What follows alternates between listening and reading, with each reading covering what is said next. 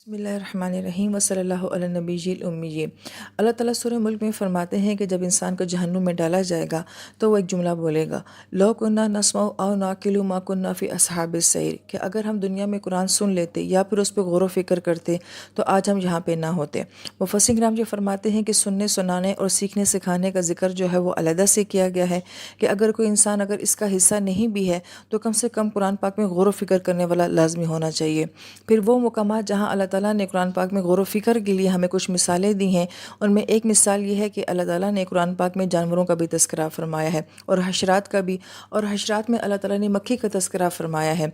एक मक्खी जिसको ज़ुबाब कहा जाता है, ये वो गंदी मक्खी होती है कि जो कि गंदगी के ऊपर बैठती है, इंसान को तंग करती है, इंसान का रिज़्क़ चुरा कर ले जाती है।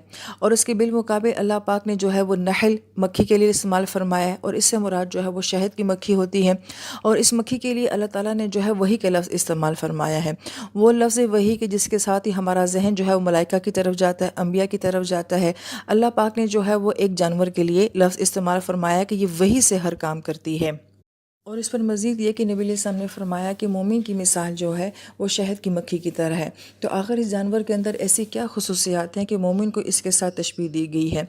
लिहाजा पहला नुक्ता ये बयान किया जाता है कि ये मक्खी जो फूलों का रस लेती है, ये फूलों का रस दुनिया की सबसे ज़्यादा तैयब, प्योर और ख़ालिस चीज़ है और लतीफ़ ग़ज़ा है। और मोमिन की इसके साथ क्या मुशाबहत है कि मोमिन अपनी ज़िंदगी में जिस चीज़ को भी पसंद करता है वो तैयब होती है, आला दर्जे की होती है, बेस्ट चीज़ होती है।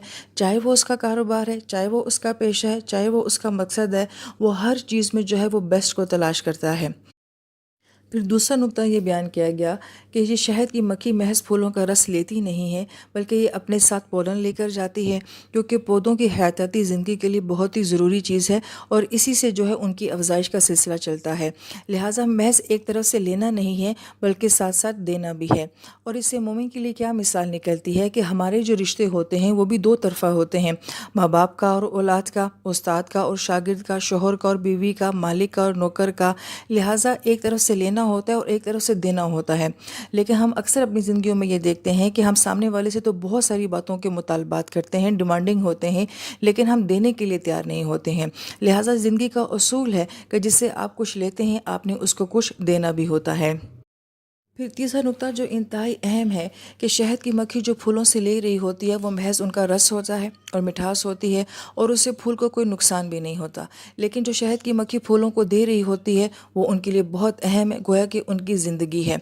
मोमिन के लिए इसमें मिसाल क्या है कि जब हम किसी को देने वाले बनते हैं तो क्या हम उसे आला दर्जे की चीज़ देते हैं, और जब हम किसी से कोई चीज़ लेते हैं तो क्या हम कम दर्जे की चीज़ के ऊपर भी मुतमईन हो जाते हैं।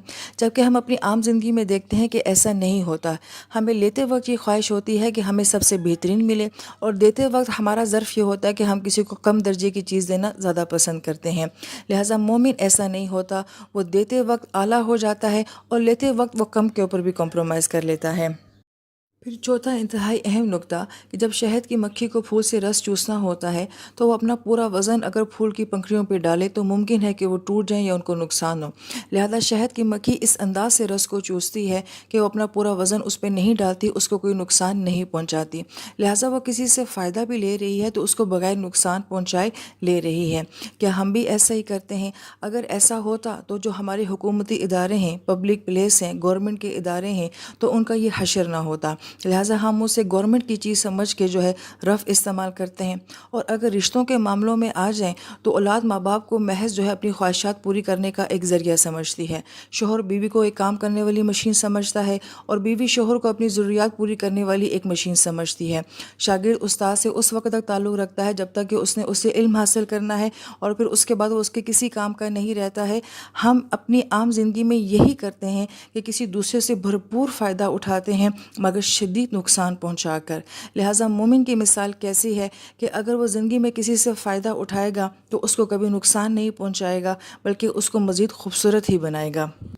फिर अहले इल्म ये फरमाते हैं कि शहद की मक्खी की ये खासियत है कि जब वो किसी پھول سے رس لے رہی ہوتی ہے اور کوئی دوسری شہد کی مکھی جب اس کو دیکھے تو وہ کبھی بھی اس پھول سے تعلق قائم نہیں کرتی ہے جس سے آلریڈی کوئی شہد کی مکھی اپنا رس لے چکی ہو۔ اگر وہ دونوں مکھیاں ایک ہی پھول سے جو ہے وہ رس لینا شروع کر دیں تو شہد بنانے کا سسٹم جو ہے وہ خراب ہو جاتا ہے، لہٰذا وہ کہیں اور جا کے اپنا رس تلاش کرتی ہے اور اپنا رزق تلاش کرتی ہے۔ مومن کے لیے اس میں خوبصورت مثال کیا ہے کہ ہم جب دیکھتے ہیں کہ میرا دوسرا مسلمان بھائی جو ہے وہ کسی کاروبار میں کامیاب ہے، کسی جگہ پہ اس کی دکان بہت چل رہی ہے، لہٰذا وہ کبھی بھی اس کے کاروبار کو، اس کے کام کو نقصان پہنچانے کے لیے اس کی دکان کے سامنے دکان نہیں کھولے گا، اس کے کاروبار کے سامنے کوئی دوسرا کاروبار نہیں کھڑا کرے گا، وہ کہیں اور جا کے اپنا رزق تلاش کرے گا۔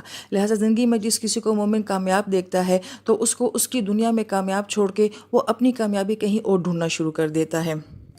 پھر یہ شہد کی مکھی جہاں سے بھی رس لیتی ہے تو اس کے بعد ایک خاص قسم کا رد عمل شو کرتی ہے، جس کو سائنس کی دنیا میں بیٹ ڈانس بھی کہا جاتا ہے، کہ وہ ایک خاص قسم کا انداز بناتی ہے جو کہ آرٹ کے ہندسے کی شکل کی طرح کا ہوتا ہے، اور اس سے یہ اپنی باقی تمام مکھیوں کو یہ بتانا چاہتی ہے کہ میں ہزاروں میل کا سفر طے کر کے یہاں پر آئی ہوں، یہاں پہ تمہارے مطلب کے جو ہیں وہ پھول ہیں، یہاں آ کے تم بھی رس لے لو۔ لہٰذا باقی تمام مکھیوں کو ڈائریکشن مل جاتی ہے کہ ہم نے وہاں جانا ہے۔ مومن کے لیے اس میں بہت بڑا نقطہ یہ ہے کہ مومن ظرف والا ہوتا ہے، بڑے دل والا ہوتا ہے، اس کو جہاں سے فائدہ ہوتا ہے وہ دوسروں کو بھی فائدہ پہنچانے کی کوشش کرتا ہے۔